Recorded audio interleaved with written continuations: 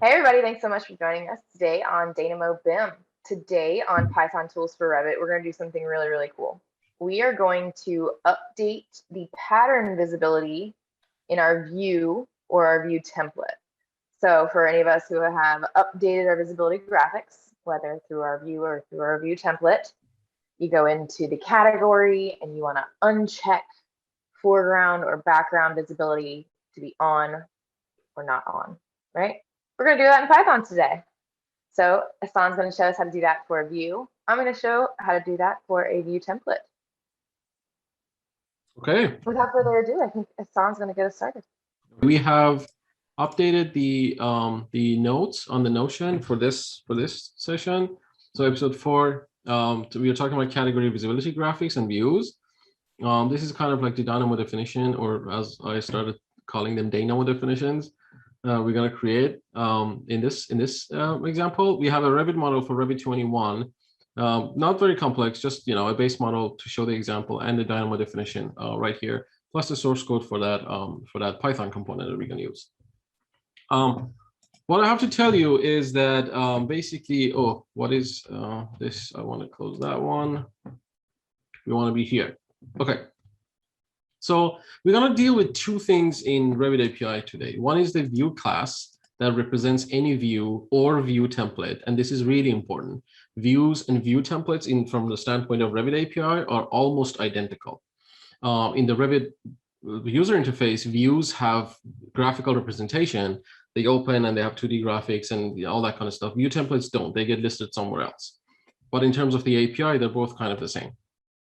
So we're going to look at the two methods from the view class, and then we are going to look at another type in Revit API, still under DB, so sort of like Autodesk Revit.db, that's called override graphic settings. And I'll tell you what each one of these are. So what we're going to use is that in the view methods, there's a method that we are going to use today, which is called set category override. What it does is that it takes an ID of a category in Revit. And the reason that it takes an ID is because Revit categories, other than the standard built-in categories, is kind of dynamic. You can add more categories and subcategories and stuff to it, theoretically. So it takes an element ID for that category. So it could be a subcategory that you want to set. And it takes a visibility graphic settings object that represents the settings that we want for the visibility graphics for that category. So we use this to set the overall visibility graphics for a category in a specific view. We're going to use that. And then the override visibility graphics settings object, the type here, has all the settings that we see in the Revit visibility graphics view pretty much for every category. So if I open this for the visibility graphics view and I go to floors, for example, the override visibility graphic object that I showed you has options for everything that's inside these windows, these little selectors, plus the, I accidentally closed it, plus the halftone and the detail level option at the end of it. So all of this stuff in that one line are represented in that one type. And if I go to the type and go to its properties, you can see that there is, like, for example, for the cut background, there is pattern color, pattern ID. For the foreground, it's color and ID. For the line, there's color, ID, and weight. And the detail level, the halftone option that we talked about. There are a couple of questions, like, is cut background visible? That could be red and could be check the value. Projection stuff, surface background, surface foreground, and transparency. Like, for example, transparency property is what is represented right under here. And I keep going back to floors just so we are in the same thing. That number, that's basically the transparency value. So all of the stuff that we see here, we can actually set in this type. This type, we can create an instance of this type by ourselves to provide it to the Revit API for the settings that we want. Or sometimes if I ask Revit API for a specific view to tell me what the override graphics settings are for a specific category, it will return an instance of one of these objects to me so I can check the values and see what's what, right? In this example, we're going to create a new instance, set a couple of these values, and pass it to Revit to do its job and set that properties for us. You can see there's a lot of methods that are setter methods technically on this type. So, for example, what we're going to do today is that we're going to set the properties set the category override properties for floor category to hide the foreground patterns on the projection stuff, right? On the projection section. So we're going to use this method that says set surface foreground pattern visible, and they're almost identical to what you see in the visibility graphics in here. So if I go here again, floor transparency projection surface, so you see that surface right there, pattern foreground, and whether it's visible or not. So it's kind of like easy to find which option really these setters actually represent. They're pretty much named very closely. So we're going to use that to set that to on or off, and then we'll sort of like create that script. Now, let's go to the Dynamo script. I'm going to disconnect all this stuff that I have in here, so we get to sort of like play along with the Dynamo components a little. We're going to use the built-in category selector to select the category. In this case, it would be floors. In my example, I'm just going to use the views selector to pick one view. It could be a list of views, and we can modify the definition to work based on a list. But for this example, one view is fine. And then I'm using a Boolean selector to set the visibility to on or off for the surface patterns. If you look at the Python script, and we have shared the source codes with this, all this stuff that you see from line 1 to like 26 are pretty much the default templates that we have from before. We are grabbing 3 inputs. We are grabbing the category, and I'm unwrapping it, so I don't get that object that is provided by Dynamo API. I want the object from Revit API, so we are unwrapping the input 0. We are unwrapping the input 1, which gives us the view from the Revit API, and the Boolean value for visibility is going to be our input 3. It doesn't need unwrapping because it's a built-in Boolean type. It's not a very complex type. And then the rest is pretty much the same for the lines 42 and then 31 that we're doing stuff in the transaction. We have to do this because we're changing the model. So we have to be inside a transaction. And then these lines are the new lines that we have added. So you see with a couple of small lines, we can actually ask Revit to do a setting to make it change the Revit model for us. I'm going to create an instance of override graphic settings type that we talked about here. I'm going to create an empty instance of this, store it in that variable, override visibility graphics, and then use this set surface pattern, foreground pattern visible on that object. So it would be this, and what it needs is that it needs a Boolean value to basically set it to true or false, or enable, disable, visible, hidden. So we pass that visible variable that we got from the input into that to set that value. Now, in this example, in this case, like right here, we haven't set it on the view yet. We created a visibility graphics, set the value that we wanted on that, and this visibility graphics settings acts as a carrier of all this information to the Revit API. In the next line, we ask the view to set the category overrides for the specific category that we got from the input, and we're going to use the ID of that category. That's because that's what the function wants, and I'll show you in a few seconds. And then we'll pass that override visibility graphics variable into that function. And that sort of like encompasses all the settings that we wanted to set for that sort of like visibility graphic settings. The reason under the hidden, just so you know, the reason that this type has so many setters like this, it's because when I created default visibility graphic settings and pass it to Revit, Revit can actually look into this and see which one of these we actually set. Because we use that specific method, that's the only property that we set that we want to change. All the other ones are default. They're not going to get affected, right? So we won't change those by passing this into Revit. And then just for the sake of the example, I'm passing the input value, the Boolean value, to the output. We don't really have to do anything. Or if you want to continue working with the view, you can actually pass the view to the outside. Or if you want to continue working with the category, you can pass the category to the outside, whatever you want to do. But basically, we're doing this work inside a transaction. So I'm going to connect the category, and I'm going to move my Dynamo over here so I can actually see my Revit view. Pass the view. And you see that it acts based on the default value of false, turn everything off. And I'm going to connect this one to true. And you can see as I switch back and forth between these two, it turns off and on the patterns. And if I look at this, like for example, this is on, which is default. Let's turn it off and go to visibility graphics, floors. And you can see that there's hidden here.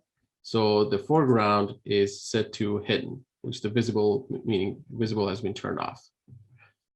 The one thing that we want to check is that sometimes views have view templates assigned to them. So we might want to check that, hey, is this view has a view template assigned to it? And if it is, we won't attempt to make that change. So we could go inside the script and say,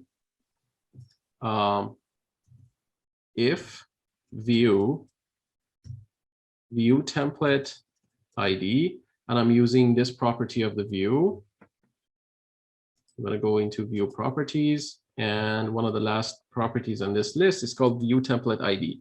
So if a view has a template, this property will return the view ID, the element ID of that view that is the template for this view, right? If it doesn't have a value, it means that it doesn't have a view template assigned to it. If view template equals or like does not equal db.element ID, I'm sorry, .invalid element ID. And every time you're checking invalid element IDs in Revit, don't compare it to like -1 or null or stuff like that. Make sure you compare it to the value that is invalid element ID. This will make sure that your code is future-proof. So if Revit API changes this invalid value, you'll always your code always work correctly. And I'm going to move all of this stuff onto that if block so they don't get executed if the view that I'm providing to it has a template assigned to it. So if I hit run on this one, this technically should, let me see actually if there's a view assigned to this. No, it's not working. Oh, apologies. We have to make sure that the view template is invalid because we want to make sure that there's no view template.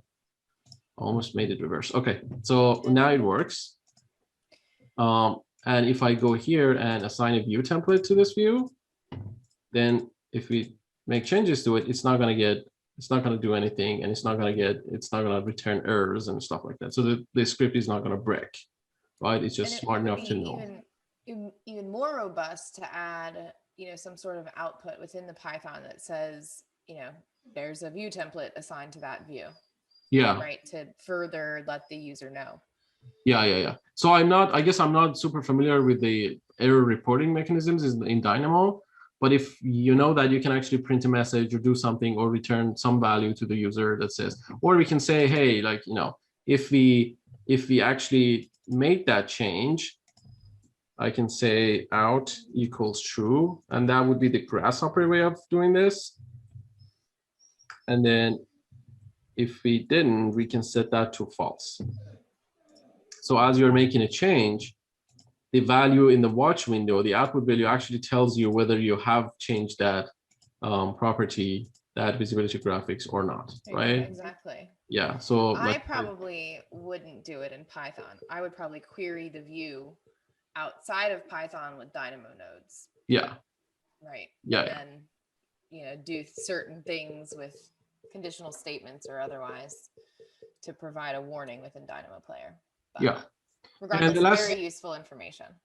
Yeah. And the last thing that I wanted to show you is that this override visibility graphic settings has a lot more options, right? So if you decide, let's say, instead of the foreground background or alongside that, like with the foreground pattern visible, you want to set the background pattern visible also. I'm just going to grab that method name, go to that script, go where I created the override visibility graphics variable, and call the background on it too. Let's use the same value, so they're either both of them are or on or off. And see, I'm using the same object, so now I'm setting two different properties on it, and run. and true and false. Let's set it to false. Go check our visibility graphics in Revit for floors, and you can see both of them are actually hidden right now. So it's the same object, just we set what we want to set and we pass to it, and we'll provide sort of like, it will apply the changes that we wanted for it. What if we wanted to do two separate inputs for background and foreground? Oh, you We could. would just Well, essentially do a separate visibility input. So we do like visible underscore foreground. Yeah, exactly. And then visible background equals in, let's say another one, add here, and we would use that one here, and background here. Let's make sure we are not using the visible anywhere else. Everything should be good. It's giving us error because we need that. And let's say I want to drop one more of these and put it here. So now we can change them in different ways, right? Exactly. Okay. That's pretty much all I had. I think just getting familiar with this type is actually very important if you're dealing with any override graphic settings in Revit API. That's your to-go type. You kind of work with that, whether you're reading the values that you got from Revit or setting it to tell Revit to set the values for you. And then a couple of methods on the view class that actually help you set and get those overrides on the specific views. And in a few seconds, Dana will show you what we call a dynamo definition, not a dynamo definition.